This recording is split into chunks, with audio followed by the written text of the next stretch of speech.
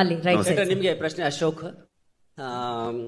S, ಒಂದು cinema ಅಂದಾಗ ಅದನ್ನ ಸಂಪೂರ್ಣವಾಗಿ ಒಂದು ಶೋಲ್ಡರ್ ಮೇಲೆ ಇಟ್ಕೊಂಡು ಹೋಗೋದು ಹೀರೋ. ಎಸ್, ಅಫ್ಕೋರ್ಸ್ ಫಸ್ಟ್ ಸಿನಿಮಾದ ರಿಸಲ್ಟ್ ಅಥವಾ ಸಿನಿಮಾ ಏನೇ ಬರಲಿ ಅದರ ಔಟ್ಪುಟ್ ಅಥವಾ ಅದರ ಜವಾಬ್ದಾರಿ ಸಂಪೂರ್ಣವಾಗಿ ಹೀರೋಗೆ ಹೋಗುತ್ತೆ.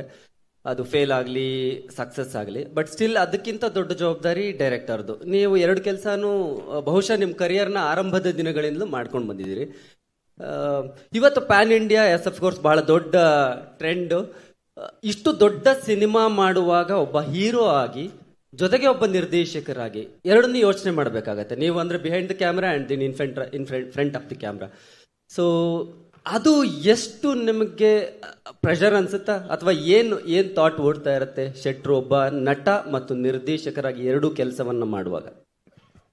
ತುಂಬಾ ಯೋಚನೆ ಮಾಡಿದ್ರೆ ಈ ತರ ಸಿನಿಮಾ ಮಾಡಕ್ಕೆ ಆಗಲ್ಲ. ಸೊ ಜಾಸ್ತಿ ಯೋಚನೆ ಮಾಡಬಾರ್ದು. ಯಾವತ್ತು ಈ ತರದ ಸಿನಿಮಾ ಅಥವಾ ಈ ತರದ ಸ್ಕೇಲ್ ಅನ್ನ ನಾವು ಬರೀ ದುಡ್ಡಿನ ವಿಚಾರಕ್ಕೆ ಅಷ್ಟೇ ಅಲ್ಲ ನಾನು ಹೇಳ್ತಿರೋದು, ಕಥೆಯ ವಿಚಾರದಲ್ಲಾಗ್ಬೋದು, ಎಲ್ಲವೂ ಪ್ರೊಡಕ್ಷನ್ ಡಿಸೈನ್ ಇಂದ ಹಿಡ್ಕೊಂಡು ಪ್ರತಿಯೊಂದು ಮಾಡಕ್ ಹೊರಟಾಗ ತಂಡ ತುಂಬಾ ಇಂಪಾರ್ಟೆಂಟ್ ಆಗುತ್ತೆ. ನಾನು ಆಗ್ಲೇ ಹೇಳ್ದಾಗೆ ನನ್ನ ರೈಟರ್ಸ್ಗಳಾಗ್ಬೋದು, ಸ್ಪೆಷಲಿ ಡಿ.ಒ.ಪಿ ನಾನು ಲೂಸಿಯಾದಲ್ಲಿ ಒಂದು ಸಣ್ಣ ಪಾತ್ರ, ನಾನು ಸಪೋರ್ಟಿಂಗ್ ಕ್ಯಾರೆಕ್ಟರ್ ಮಾಡ್ಬೇಕಾದ್ರೆ ಅರವಿಂದ್ ಕಶ್ಯಪ್ ಒಬ್ಬ ಅಸಿಸ್ಟೆಂಟ್ ಡೈರೆಕ್ಟರ್ ಆಗಿ ಕೆಲಸ ಮಾಡ್ತಾ ಇದ್ದ. ಅಂದ್ರೆ ತುಂಬಾ ಜನರ ಮಧ್ಯದಲ್ಲಿ ಒಬ್ಬ ಹುಡುಗ, ಅವನು ಫಸ್ಟ್ ಫಿಲ್ಮ್ ಅವ್ನು ಮಾಡಿದ್ದವನು. ನಾನು ರಿಕ್ಕಿ ಮಾಡಬೇಕಾದ್ರೆ ಅವನು ಡ್ರೋನ್ ಆಪರೇಟರ್ ಆಗಿದ್ದ. ನಂದು ಒಂದು ಬ್ಯೂಟಿಫುಲ್ ಜರ್ನಿ ಇದೆ. ಸೊ ನಾನು ಕಿರಿಕ್ ಪಾರ್ಟಿ ಮಾಡಬೇಕಾದ್ರೆ ಅವನ ಅಸಿಸ್ಟೆಂಟ್ ಕ್ಯಾಮ್ರಾಮನ್ ಆಗಿದ್ದ. ಸೊ ನಾನು ಯಾವಾಗ ಬೆಲ್ ಬಾಟಮ್ ಮಾಡ್ತಾ ಇದ್ದೆ ಅವಾಗ ಅವನ್ನ ಡಿ.ಒ.ಪಿ ಆಗಿ ನಾವು ತಗೊಂಡ್ಬಂದ್ವಿ. ಅವ್ನು ಒಂದು ಫಿಲ್ಮ್ ಮಾಡಿದ್ದ ಅದಕ್ಕಿಂತ ಮುಂಚೆನೆ. ಸೊ ಅಲ್ಲಿಂದ ಒಂದು ರ್ಯಾಪೋ ಇದೆ, ನಮಗೆ ಒಂದು ಜರ್ನಿ ಇದೆ ಇಬ್ರಿಗೂ. ಸೊ ನಾನು ಯಾವತ್ತು ಅವನು ಲಿಟ್ರಲಿ ನನಗೆ ಒಂದು ತಮ್ಮ ಅನ್ನೋ ಥರದ ಒಂದು ಟ್ರೀಟ್ಮೆಂಟ್. ಬಿಕಾಸ್ ಅವನು ತುಂಬಾ ಸ್ಮಾರ್ಟ್, ಟೆಕ್ನಿಕಲಿ ಸೌಂಡ್, ಮತ್ತೆ ನಾನೊಂದು ವಿಷಯವನ್ನ ಹೇಳಿದ್ರೆ, ನಾವು ಆಸ್ ಎ ರೈಟರ್ಸ್ ಎಲ್ಲ ಸೇರ್ಕೊಂಡು ಡಿಸ್ಕಸ್ ಮಾಡಿದ್ರೆ ಯಾವತ್ತೂ ಅದನ್ನು ನೆಕ್ಸ್ಟ್ ಲೆವೆಲ್ ತಗೊಂಡು ಹೋಗುವಂತ ಥಾಟಲ್ಲೇ ಹೋಗ್ತಾನೆ. ಆ ಥರದ ಟೀಮ್ ಮೇಟ್ಸ್ ಇರೋದು ನನ್ನ ಜೊತೆಗೆ. ಯಾವಾಗ ಇಂಥ ರೈಟರ್ಸ್ಗಳಾಗ್ಬೋದು, ಈ ಥರ ಟೆಕ್ನಿಷಿಯನ್ಸ್ಗಳಾಗ್ಬೋದು, ಈ ಥರ ಆರ್ಟಿಸ್ಟ್ಗಳಾಗ್ಬೋದು, ಇವರೆಲ್ಲರ ಒಂದು ಸಾಥ್ ಕೊಟ್ಟಾಗ ಇದೆಲ್ಲದಕ್ಕೆ ತುಂಬಾ ದೊಡ್ಡದಾಗಿ ಕಿರೀಟದ ಮೇಲೆ ಗರಿತರದಲ್ಲಿ ಈ ಥರ ನಿರ್ಮಾಪಕರಿದ್ದಾಗ ಐ ಥಿಂಕ್ ನನ್ನ ಹೆಸರು ಕಾಣಿಸುತ್ತೆ, ನನ್ನ ಮಗ ಕಾಣಿಸುತ್ತೆ. ಅದ್ರ ಹಿಂದೆ ತುಂಬಾ ದೊಡ್ಡ ಶಕ್ತಿಗಳೇ ಇದ್ದಾರೆ. ಅವರೆಲ್ಲರಿಂದ ಸೇರ್ಕೊಂಡು ಆ ಸಿನಿಮಾ ಆಗತ್ತೆ, ಆವಾಗ ಮಾಡಕ್ಕಾಗತ್ತೆ ಅಂತ ಅನ್ಕೊಳ್ತೀನಿ ನಾನು.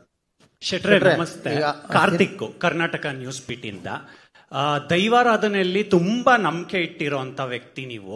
ಇತ್ತೀಚೆಗೆ ಆಗಿರೋಂಥ ಅವಘಡಗಳ ಬಗ್ಗೆ ಏನ್ ಚಿಂತಿಸ್ತೀರಾ ನೀವು? ಅವಾಗಲೇ ಅದಕ್ಕೆ ಉತ್ತರ ಕೊಟ್ಟಿದ್ದೀನಿ ಅಂತ ಅನ್ಕೊಳ್ತೀನಿ. ಆಗಿರುವಂತ ವಿಚಾರಗಳು, ಕೆಲವೊಂದು ನಮ್ಮ ಸಿನಿಮಾಗೆ ಸಂಬಂಧಪಟ್ಟಿರುವಂತ ವ್ಯಕ್ತಿಗಳು ಅವ್ರಿಗೆ ಆತರ ಆದಾಗ ತುಂಬಾ ಬೇಜಾರಾಗುವಂತ ವಿಚಾರ. ಅದನ್ನ ಮುಂದೆ ನಿಂತ್ಕೊಂಡು ಅದನ್ನ ಶೋ ಆಫ್ ಮಾಡುವಂಥದ್ದು ಮತ್ತೊಂದು ಮಾಡುವಂಥದ್ದು ಇಲ್ಲ. ತುಂಬಾ ಬೇಜಾರಾಗುವಂಥದ್ದು, ತುಂಬಾ ಮಿಸ್ ಮಾಡ್ಕೊಳ್ತೀವಿ ಇವತ್ತು. ಆದ್ರೆ ಅದು ಹೇಗೆ ನರೇಟಿವ್ ಸೆಟ್ ಆಯ್ತು ಅಂತಂದ್ರೆ, ಅದು ಶೂಟಿಂಗ್ ಅಲ್ಲೇ ನಡೀತು ಅನ್ನೋ ತರದಲ್ಲೆಲ್ಲ ಸೆಟ್ ಆಯ್ತು. ಆಕ್ಚುಲಿ ಶೂಟಿಂಗ್ ಎಲ್ಲ ನಡೀದೇ ಇರೋ ಸಂದರ್ಭದಲ್ಲಿ ಆಗಿರುವಂಥದ್ದು. ಆದ್ರೆ ನಮ್ಮ ಲಾಸೇ ಕೂಡ. ಅದಕ್ಕೆ ನಾನು ಎಕ್ಸಾಂಪಲ್ ನಿಮ್ಗೆ ಆ ತರ ನರೇಟಿವ್ ಅನ್ನ ಎಕ್ಸಾಂಪಲ್ ಇಟ್ಕೊಂಡೆ ನಾನು ಅವಾಗ ಹೇಳಿದ್. ನಮ್ಗೆ ಅಂದ್ರೆ ಅವಘಡಗಳು, ಅಪಘಾತಗಳು ಇದನ್ನ ಒಂದ್ ರೀತಿ ಹೋಗ್ತಾ ಇದ್ರೆ ನಾನೇ ಏನಾಗ್ತಿದ್ದೆ ಅನ್ನೋದು ನಿಮ್ಗೆ ಅವಾಗಷ್ಟೇ ಹೇಳಿದೆ. ನಾನು ಅದರಿಂದ ಆಚೆಗೆ ಬಂದೆ, ಅದನ್ನ ಬದುಕಿ ಬಂದಿದ್ದೀನಿ ಅಂತಂದ್ರೆ, ಅಥವಾ ನನಗೇನು ಆಗಿಲ್ಲ, ಅಥವಾ ನನ್ನ ಇಡೀ ತಂಡದಲ್ಲಿ ಯಾರಿಗೂ ಏನು ಆಗದೆ ಎಲ್ಲರೂ ಇಷ್ಟು ಜನರು ಇಷ್ಟು ವರ್ಷ ಕೆಲಸ ಮಾಡಬೇಕಾದ್ರೆ, ಸರ್ವೇ ಸಾಧಾರಣದಲ್ಲಿ ಒಂದು ಸಣ್ಣ ಫಂಕ್ಷನ್ ಮಾಡ್ತಿರ್ಬೇಕಾದ್ರೆ ಏನಾದ್ರೂ ಹೆಚ್ಚು ಕಮ್ಮಿ ಆಗತ್ತಿರುತ್ತೆ. ಅಂಥದ್ದು ಇರ್ಬೇಕಾದ್ರೆ ಇಡೀ 3 ವರ್ಷ ನಾವು ಕೆಲಸ ಮಾಡ್ಬೇಕಾದ್ರೆ ನಿಜವಾಗ್ಲೂ ಆ ದೈವ ಶಕ್ತಿ ನಮ್ಮ ಹಿಂದೆ ನಿಂತು ನಮ್ಮ ಇಡೀ ತಂಡವನ್ನ ಇಲ್ಲಿವರೆಗೆ ಮುನ್ನಡೆಸ್ಕೊಂಡು ಬಂದಿರಲಿಲ್ಲ ಅಂದ್ರೆ ಖಂಡಿತವಾಗ್ಲೂ ಈ ಸಿನಿಮಾ ಕಂಪ್ಲೀಟ್ ಮಾಡಕ್ ಆಗ್ತಿರ್ಲಿಲ್ಲ. ಅಷ್ಟು ಟಾಸ್ಕ್ಗಳಿತ್ತು ನಮಗೆ, ಅಷ್ಟು ಎಫರ್ಟ್ ಹಾಕ್ಬೇಕಾಗಿತ್ತು. ಹಗಲು ರಾತ್ರಿ ನಾವು ಫೇಸ್ ಮಾಡಿರೋದು ಏನ್ ಗೊತ್ತಾ, ಅದು ಮಾಧ್ಯಮದಲ್ಲಿ ಕೂತು ಒಂದು ಮೀಡಿಯಾ ಮುಂದೆ ನಾವು ಅದನ್ನ ಹೇಳೋದಕ್ಕೆ ಪದಗಳಿಲ್ಲ. ಅದಕ್ಕೆ ನಮ್ಮ ಅನುಭವಕ್ಕೆ ಅಷ್ಟೇ ಬರ್ಬೇಕದು. ಹಾಗಾಗಿ ಎಲ್ರಿಗೂ ಎಕ್ಸ್ಪೀರಿಯನ್ಸ್ ನೀವು ಕೇಳಿದ್ರೆ ಫ್ರೇಮ್ ಮಾಡೋಕ್ಕಾಗಲ್ಲ ಅದನ್ನ. ಐ ಥಿಂಕ್ ನಾನೇ ಎಕ್ಸಾಂಪಲ್ ಅದಕ್ಕೆ. ಇಲ್ಲಿ ಬಂದಿದೀವಿ ಅಂತಂದ್ರೆ ಅದು ದೈವಶಕ್ತಿ ಏನೋ ನಮ್ಮ ಹಿಂದೆ ಇತ್ತು, ನಮ್ಗೇನೋ ನಮ್ಮನ್ನ ಸಪೋರ್ಟ್ ಮಾಡ್ಕೊಂಡು, ನಮ್ಮನ್ನ ಪುಷ್ ಮಾಡ್ಕೊಂಡು, ನಮ್ಮನ್ನ ಕಾಪಾಡ್ಕೊಂಡು ಮುನ್ನಡೆಸ್ಕೊಂಡು ಬರ್ತಾ ಇದೆ ಅನ್ನೋ ಫೀಲಿಂಗ್ ಅಲ್ಲೇ ಬಂದ್ವಿ ನಾವು.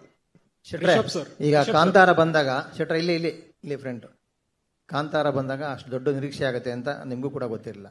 ಇವತ್ತು ಈ ಕಾಂತಾರ ಅಧ್ಯಾಯ 1 ಮಾಡ್ಬೇಕಾದ್ರೆ ಆ ನಿರೀಕ್ಷೆಯನ್ನ ಮೀರಿ ಮತ್ತೆ ಒಂದು ದೊಡ್ಡ ಹಿಟ್ ಕೊಡ್ಬೇಕು ಅನ್ನೋ ಜವಾಬ್ದಾರಿ ನಿಮ್ಮ ಮೇಲಿದೆ.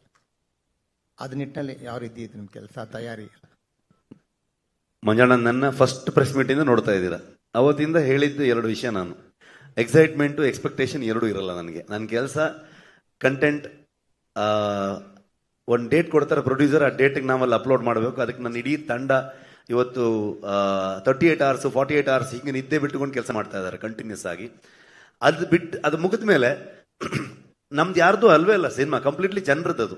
ಅವ್ರು ಹೇಗೆ ತಗೊಳ್ತಾರೆ ಅನ್ನೋದನ್ನೇ ನಾವು ಕಾಯ್ತಾ ಇರ್ತೀವಿ ಅಷ್ಟೇ. ಅವ್ರಿಗೆ ಏನು ಅನ್ಸುತ್ತೆ ಅನ್ನೋದನ್ನೇ ಕಾಯ್ತಾ ಇರ್ತೀವಿ ನಾವು. ಆ ವಿಷಯದಲ್ಲಿ ಒಂದು ಕಾತುರತೆ ಇರುತ್ತೆ ನಮಗೆ, ಯಾವ ಥರದಲ್ಲಿ ತಗೊಳ್ತಾರೆ ಈ ಫಿಲ್ಮ್ನ, ಇದ್ರ ಬಗ್ಗೆ ಏನು ಕ್ರಿಟಿಕ್ಸ್ ಬರ್ಬೋದು, ಎಷ್ಟು ಇಷ್ಟಪಡ್ಬೋದು, ಯಾವುದೆಲ್ಲ ವಿಷಯಗಳು ಇಷ್ಟ ಆಯ್ತು ಅವ್ರಿಗೆ, ಯಾವ ಥರದಲ್ಲಿ ನೋಡಿದ್ರು ಆ ಫಿಲ್ಮ್ನ ಅನ್ನೋ ಥರದ್ದು ಇರುತ್ತೆ. ಬಿಟ್ಟರೆ ಬೇರೆ ಯಾವುದೇ ಆ್ಯಂಗಲಲ್ಲಿ ನಾನು ಯೋಚನೆ ಮಾಡೋದಕ್ಕೆ ಹೋಗೋದೇ ಇಲ್ಲ. ಸೊ ಮತ್ತು ಅದೊಂದು ಬರ್ಡನ್ನು ಆಗಬಾರ್ದು, ಒಂದು ಜವಾಬ್ದಾರಿ ಆಗಬೇಕಷ್ಟೇ. ನಾವು ಕೆಲಸ ಮಾಡ್ತಾ ಆಸ್ ಅ ಪ್ರೊಡಕ್ಷನ್ ಹೌಸ್ ಈ ಸಿನಿಮಾನ ಹೇಗೆ ಶೆಪಪ್ ಮಾಡಬೇಕು ಅನ್ನೋದನ್ನ, ಹೇಗೆ ಮೌಂಟ್ ಮಾಡಬೇಕು ಅನ್ನೋದೊಂದು ಐಡಿಯಾ ಇರುತ್ತೆ. ಆಸ್ ಅ ಟೀಮ್ ನಮಗೆ ಈ ಸಿನಿಮಾನ ಯಾವ ಥರದಲ್ಲಿ ತರಬೇಕು ಅನ್ನೋದನ್ನ ಒಂದು ಐಡಿಯಾದಲ್ಲಿ ಹೋಗ್ತೀವಿ ನಾವು.